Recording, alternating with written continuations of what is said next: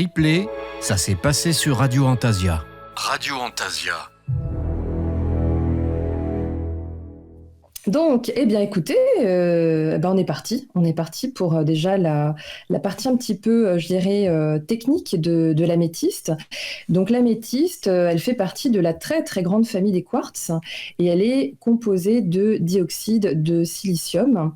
Et évidemment, ce qui va la caractériser, c'est cette fameuse couleur violette qui est tellement envoûtante et qui part du lilas le plus tendre au pourpre vraiment le plus profond.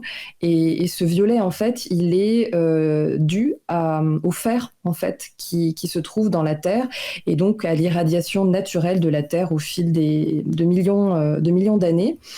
Donc l'améthyste, elle appartient au système cristallin trigonal, et c'est ce qui va lui donner, en fait, ces formes parfois parfaitement géométriques, parfois aussi chaotiques, mais toujours marquantes. Et l'améthyste, elle est beaucoup, beaucoup utilisée en bijouterie, en joaillerie. Pourquoi ? Parce que c'est une pierre qui est très solide. Sur l'échelle de Mohs, elle est au niveau 7. Donc, c'est vraiment une pierre qui a une certaine dureté, mais qui reste quand même facile à travailler.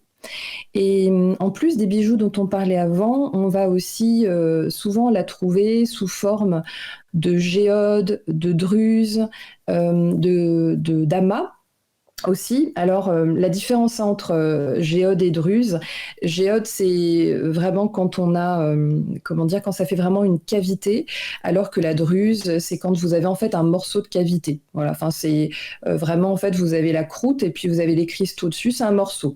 Voilà.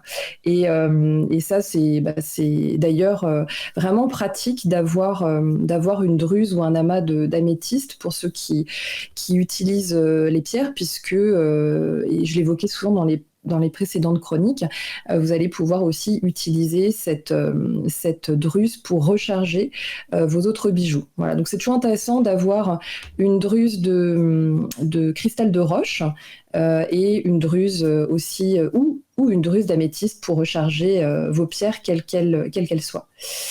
Voilà, et d'ailleurs, ça me fait penser à un truc, c'est que la fois où j'étais allée à Glastonbury, il y a un magasin, alors évidemment, il y a plein de magasins hyper enchanteurs là-bas, mais il y en a un en particulier où on a justement des géodes en forme d'ailes de papillon. Je sais pas si tu as déjà vu ça peut-être sur les réseaux, Alina. Et en fait, donc c'est présenté sur une structure à hauteur d'homme. Et donc, tu peux te mettre en fait devant et tu peux faire des selfies.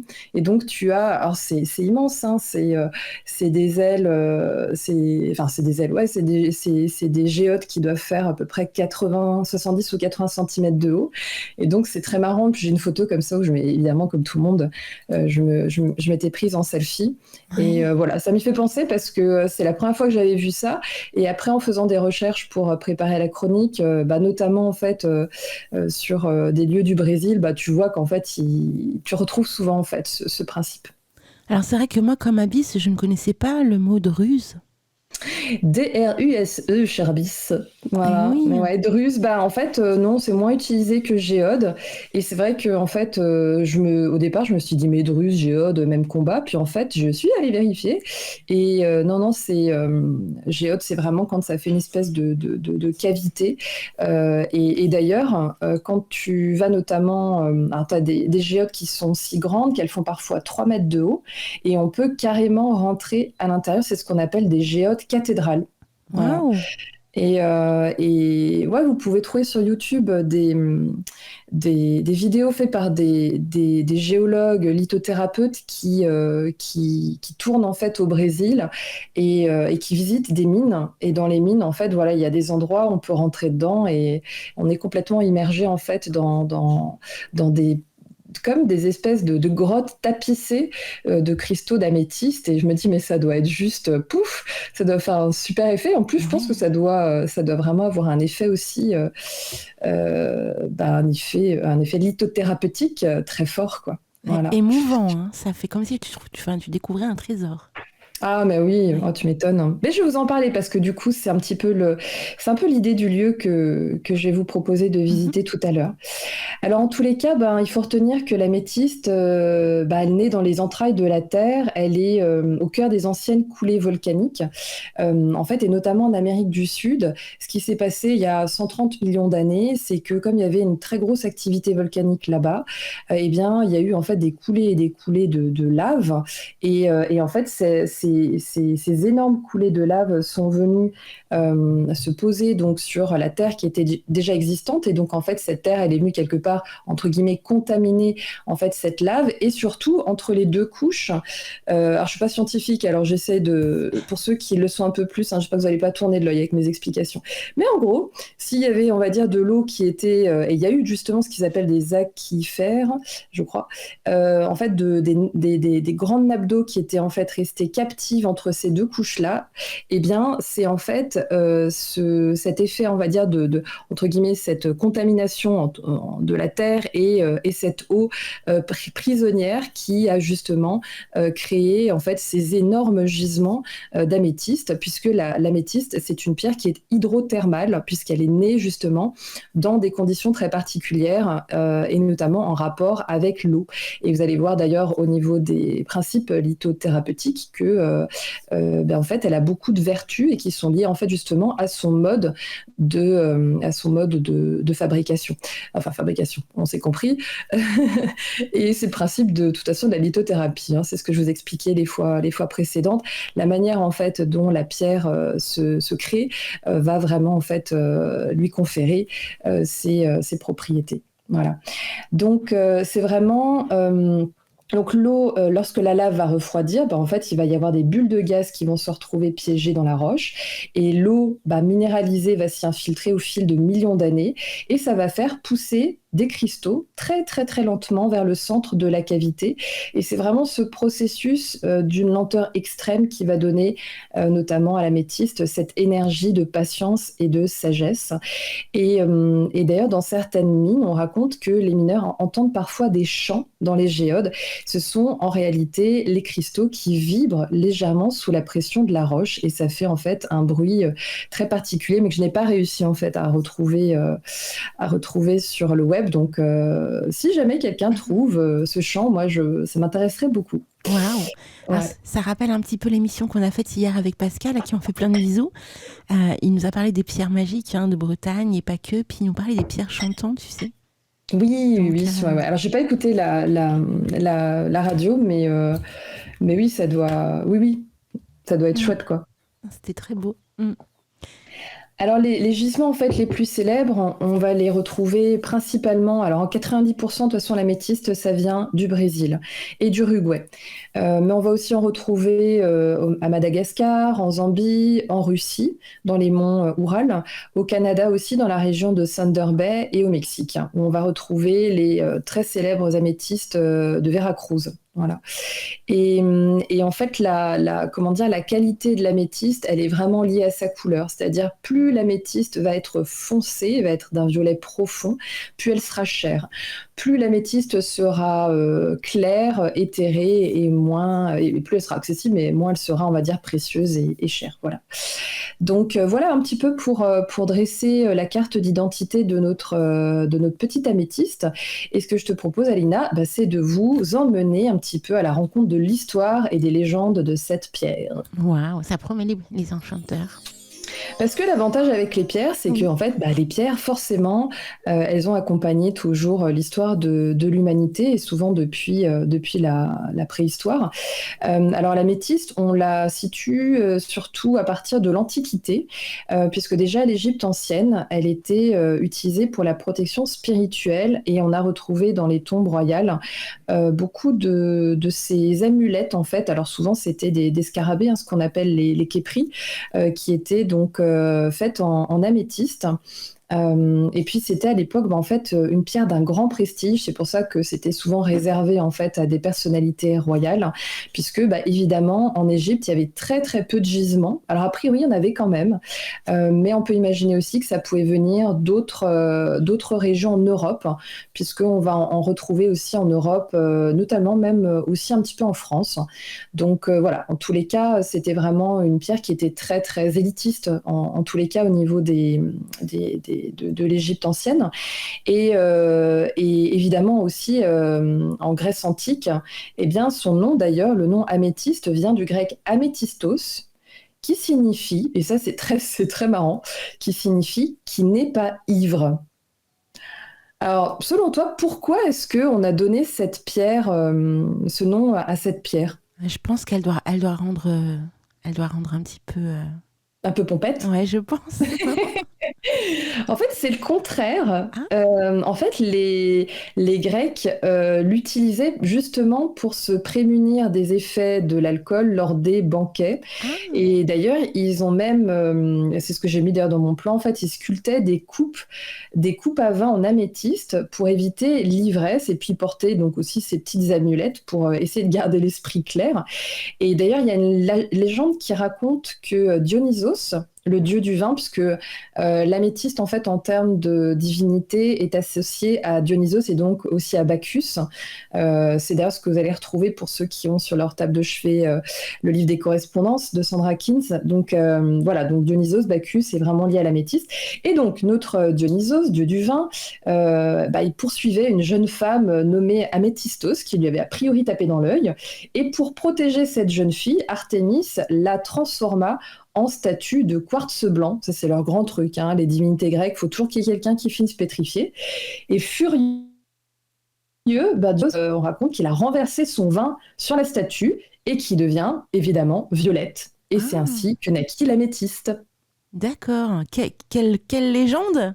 Hein. Oui, et alors ce qui est très drôle, c'est qu'en fait, vraiment, c'est cette légende-là qui, c'est complètement lié en fait, du coup, à la signification du nom. Donc, et l'améthyste est une des pierres, c'est important de le souligner, qui en fait est vraiment restée identifiée tout du long parce que tu sais parfois il y a des pierres à qui en fait on a donné des noms, c'est un peu ce que je vous racontais en fait avec le lapis-lazuli qu'on a appelé saphir, enfin qu'on confond avec le saphir et donc du coup quand dans les ouvrages médiévaux on parlait du saphir, en fait c'était du lapis-lazuli ou pas, enfin bon bref, l'améthyste tout du long c'est resté, elle est toujours restée très identifiée, donc on sait que c'était exactement cette pierre-là. Et aussi, les Grecs gravaient des scènes mythologiques dans des améthystes pour en faire des sceaux, pour sceller en fait les missives importantes parce qu'ils pensaient que la pierre protégeait le message de la tromperie et des mensonges. Donc voilà, c'est vraiment une pierre qui est aussi vraiment centrale dans les arts magiques et depuis la nuit des temps. Et à la Rome antique, eh bien, les soldats, et d'ailleurs ça c'est quelque chose qu'on va retrouver à travers les âges, les combattants de manière générale utilisaient l'améthyste, la portaient sur eux pour garder en fait leur sang-froid, pour garder vraiment toute lucidité et pour éviter la confusion mentale. Voilà, et c'est déjà à l'époque de Rome que on sait que certains artisans avaient inventé en fait les premières formes de transformation minérale en chauffant l'améthyste pour la transformer en citrine, enfin plutôt en fausse citrine, puisqu'en fait c'est pas la même pierre. En fait, je sais pas si tu l'as déjà entendu, mais en fait on peut effectivement chauffer certaines pierres pour en changer en fait la couleur. C'est notamment le cas de l'œil de tigre par exemple. Hmm. Et l'améthyste, si tu la chauffes, en fait, elle va devenir jaune. D'ailleurs, c'est pour ça qu'il faut absolument éviter de la mettre au soleil parce que ça va la faire pâlir. Alors, il y a certaines qualités d'améthyste qui vont devenir très pâles, voire un peu jaunes, et il y a certaines qualités d'améthyste qui vont devenir même vertes. Voilà. Donc, du coup, c'est comme ça qu'ils ont inventé les premiers empapaoutages autour des pierres. Voilà. Et au Moyen Âge, eh bien, l'améthyste, c'est là qu'elle va avoir aussi un côté très noble, puisqu'elle va devenir la pierre des évêques. Et d'ailleurs, aujourd'hui encore, les bagues épiscopales sont faites d'améthyste. Pourquoi? Parce qu'on est toujours en fait sur cette qualité de sagesse, de maîtrise de soi, et donc du coup, qui a été vraiment en fait également, on va dire, dont s'est vraiment aussi approprié à ce moment-là, en fait, le clergé pour en faire donc aussi des calices, des reliquaires. Et puis, la pierre était aussi utilisée, alors évidemment par certains chevaliers pour se protéger et garder vraiment la tête froide, comme je le disais avant, mais aussi à cette époque-là, on pensait que c'était une pierre qui permettait de protéger contre les enchantements, qui était une croyance très répandue à l'époque. Donc c'était vraiment une pierre de lucidité dans un monde où la frontière entre guerre, foi, superstition était vraiment très très mince. Et puis aussi, les marins l'utilisaient comme en pendentif pour éviter les ivresses de la mer. Donc on en revient toujours à cette notion d'ivresse, mais là c'était par rapport au mal de mer. Et les guérisseurs médiévaux aussi, notamment Hildegard de Bingen, dont je vous ai déjà parlé quelques fois, l'utilisaient en élixir minéral. Donc en fait, on plaçait une améthyste dans l'eau, ou alors on faisait chauffer de l'eau et on plaçait la pierre en fait juste au-dessus pour la faire transpirer, comme il disait. Et puis on faisait boire ensuite cette eau aux patients et on disait que cette eau était purifiée et aiderait à calmer les fièvres ou les esprits agités. Et c'est encore aujourd'hui quelque chose qu'on retrouve dans les propriétés en lithothérapie moderne. Et à la Renaissance, c'est là qu'elle va changer un petit peu de statut, puisqu'elle va être plutôt associée à une pierre de l'esprit, de la réflexion. Et d'ailleurs, on dit que Léonard de Vinci la mentionne dans ses carnets et qu'il attribuait en fait à l'améthyste le pouvoir de, je cite, chasser les mauvaises pensées et aiguiser l'intelligence. Et d'ailleurs, la légende raconte qu'il avait une pierre d'améthyste sur son bureau, ce qui lui permettait en fait finalement de l'utiliser un peu comme une pierre de méditation pour calmer son esprit et stimuler son intuition, sa créativité. Donc ça, c'est une petite légende aussi que je trouve très sympathique. Et puis au XVIIe et XVIIIe, eh bien, l'améthyste va devenir vraiment une pierre très prestigieuse dans les cours royales européennes, mais aussi en Russie.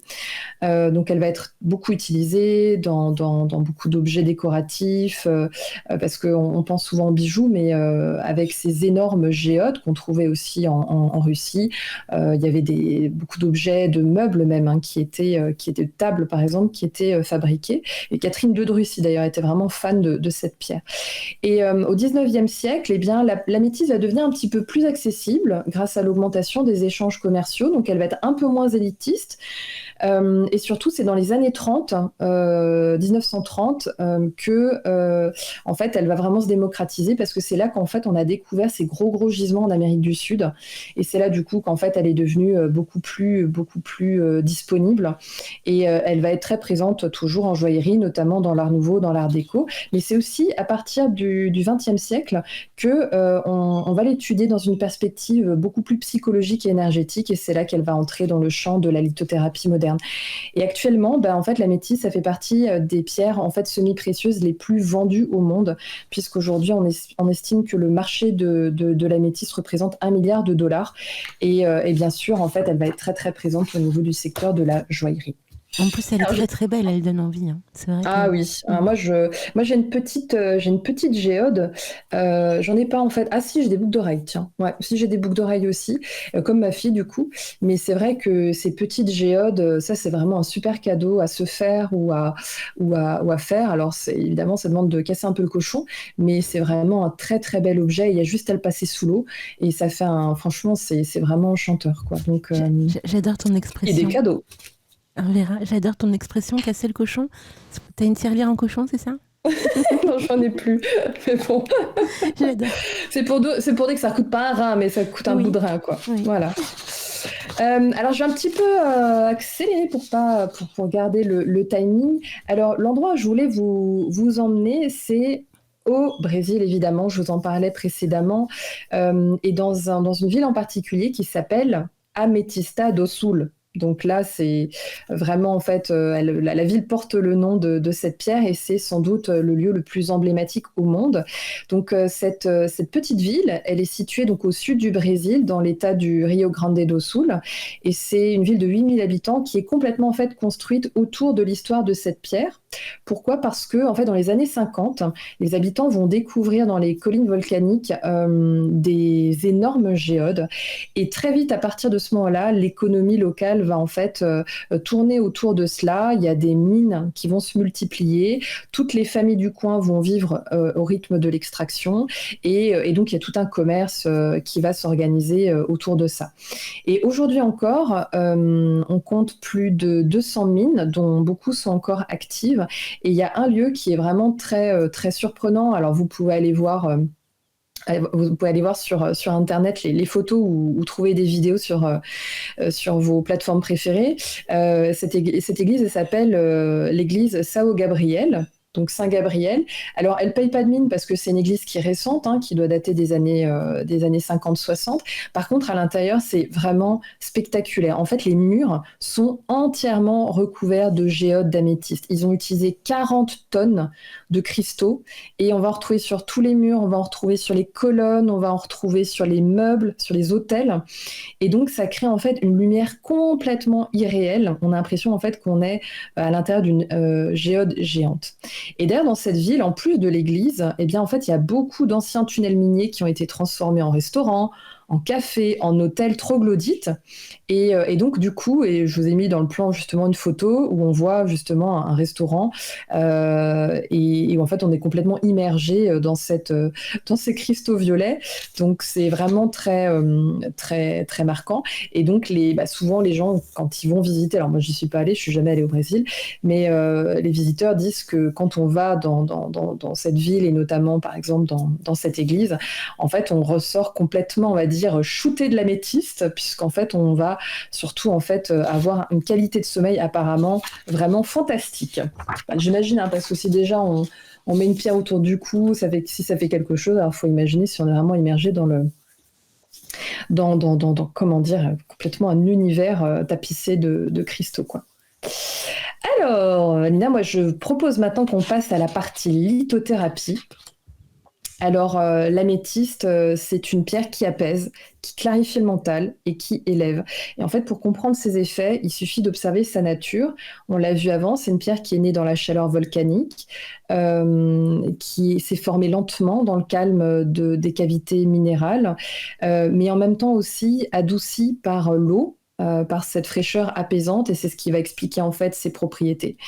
Donc l'améthyste, c'est vraiment la pierre à choisir si vous voulez en fait apaiser votre mental. Voilà, vous êtes un petit peu en suractivité, là vous avez le petit hamster qui arrête pas de tourner et vous ruminez, vous êtes très stressé.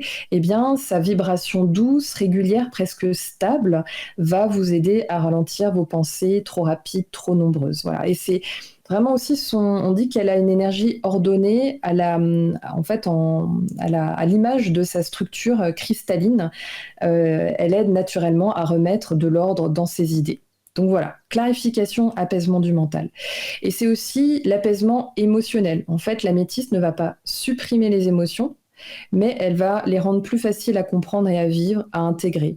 C'est pour ça qu'on dit qu'en fait, c'est une pierre qui est intéressante à porter dans des périodes de deuil, dans des périodes de transition. Voilà, on a vécu des choses et puis on essaye de s'y faire, de séparation, des moments, en fait, voilà, de moments d'émotion finalement un petit peu instables. Et d'ailleurs, c'était aussi le dégât de Wingen dans son ouvrage Physica qui décrivait déjà l'améthyste comme une pierre capable d'apaiser les colères. Voilà. Et puis surtout, l'améthyste, elle est très très connue côté sommeil et côté rêve. Sa vibration calme va aider à calmer le système nerveux, à aider à relâcher les tensions accumulées. Donc c'est vraiment utile de l'utiliser en cas d'insomnie, de cauchemar, où vous n'arrivez pas à dormir à cause des ruminations, de rêves trop agités. Et toi, tu parlais justement d'un rituel de longue nuit. Bien, moi, j'ai un petit rituel qui s'appelle la veilleuse des songes, qui est tout simple. Vous installez dans votre chambre, vous éteignez toutes les lumières. Pendant quelques minutes, tu verras, ça ressemble, en fait, c'est drôle, ça ressemble un petit peu aussi à l'esprit du rituel de Valérie. Et puis, au bout de quelques minutes, vous allez allumer une petite bougie violette ou blanche. Vous allez prendre votre améthyste dans votre main, éventuellement la main gauche, main du cœur, et vous allez respirer profondément pendant quelques minutes et imaginer cette lumière violette qui descend du sommet de votre tête jusqu'à votre cœur. Et puis, c'est là que vous allez pouvoir poser une intention, soit demander de la clarté sur un problème, un souci que vous avez, soit demander de la paix intérieure, soit demander peut-être des réponses dans un rêve. Voilà. Et puis ensuite, vous allez placer l'améthyste sous votre oreiller ou sur votre table de nuit. Et au réveil, normalement, vous devriez avoir ressenti quelques effets ou avoir quelques réponses. Voilà. Alors l'améthyste, c'est aussi l'intuition, la spiritualité, donc elle est associée au chakra du troisième œil, au chakra aussi coronal. Donc elle va vraiment être utile pour développer son intuition, pour aussi avoir du recul sur les situations. D'ailleurs, c'est aussi pour ça qu'on l'utilise pas mal dans les tirages, en fait, dans tout ce qui est un petit peu divination. Voilà, c'est une pierre qui peut être intéressante. C'est aussi la tempérance, la maîtrise de soi. On l'évoquait par rapport au fait que c'était la bague des évêques ou la bague des combattants. Depuis l'Antiquité, comme je vous le disais, l'améthyste, elle est vraiment associée à la tempérance, à la maîtrise de soi aussi, par rapport à l'ivresse. Donc, c'est pour ça que c'est vraiment une pierre qui est intéressante pour calmer ses impulsions, pour éviter les excès, pour essayer en fait de transformer l'énergie un petit peu débordante en énergie maîtrisée pour pouvoir prendre de meilleures décisions. Et d'ailleurs, elle est associée à la carte dans le tarot, à la carte de la tempérance, l'améthyste. Voilà, et puis au niveau des correspondances astrologiques, eh bien l'améthyste est tout indiqué pour les poissons, pour les verseaux, pour les sagittaires. Les poissons en particulier, c'est vraiment le signe de prédilection de l'améthyste, parce que justement, en fait, l'améthyste va les aider à canaliser leurs émotions, à clarifier leur intuition. C'est vraiment une alliance presque naturelle. Pour les Verseaux, l'améthyste va apporter en fait de la clarté mentale, du recul, de la lucidité sur les choses. Et puis pour les Sagittaires, c'est un signe de feu, et donc en fait, cet améthyste lui correspond plutôt bien. L'améthyste va apaiser le feu intérieur du Sagittaire, va clarifier sa quête, va orienter son énergie vers la sagesse. Voilà, donc c'est tout indiqué pour ces 3 signes.